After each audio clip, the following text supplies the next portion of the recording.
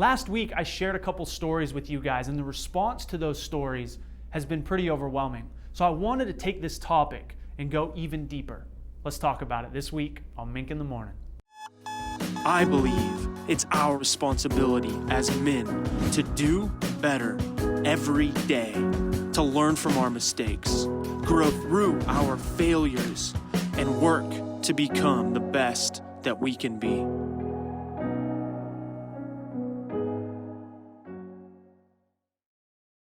Last week, I shared with you a couple stories from guys who watch Mink in the Morning, guys that have wrote in and shared a little bit of their journey with us. And I shared those with you guys because I wanted to prove a point. And that point is that no matter where you're at, no matter what you're going through, no matter what challenges are hitting you and holding you down, you're not alone, right? We're all on this journey of life together. And one of the things that's so apparent to me, and we receive these stories and these comments, these messages every single week. And one of the things that is so apparent to me is everybody's story is different, yet they're all the same. Now, what do I mean by that? What I mean is everybody has their own challenges, their own things that they're dealing with, different circumstances in life that they're struggling with. But we all have struggles. So all of our stories are different, yet they're all the same. And I just want to remind you, I said this last week and I want to say it again. You're not alone. No matter where you're at, no matter what you're going through, you're not alone. Also wanted to share this with you guys. Whatever the reason that you're struggling, whatever that fact is that's causing pain, anxiety, frustration, it's actually not the reason why you're suffering. The fact or the reason isn't why you're suffering. It's the perception of the fact. It's the way that you're thinking about the fact. Let me give you an example.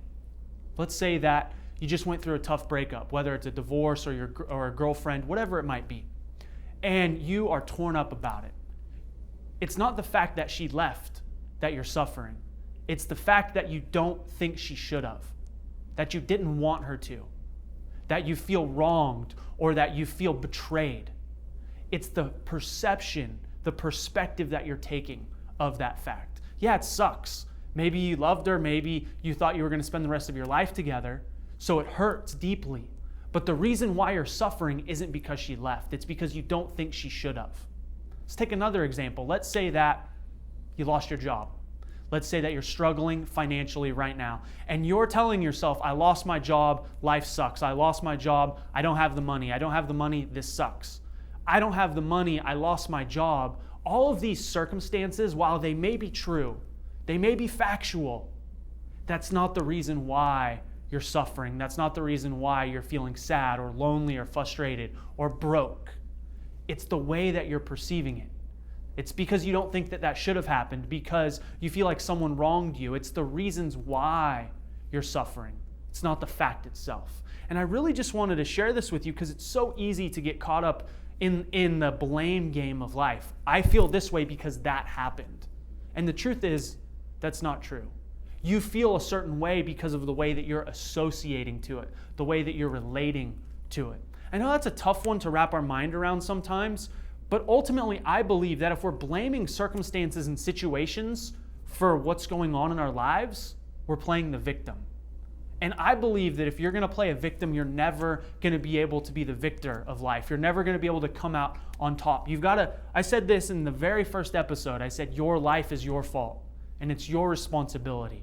And no matter what you're struggling with in life, no matter what circumstances are going on, whether it's the girlfriend left, whether it's job or financial, whether it's the death of a loved one, maybe you're challenging or you're struggling with health. Maybe you're overweight. Maybe you're saying, genetically, my family is bigger. We're all overweight. That's why I'm unhealthy. It's bullshit. Stop lying to yourself about why you're where you're at.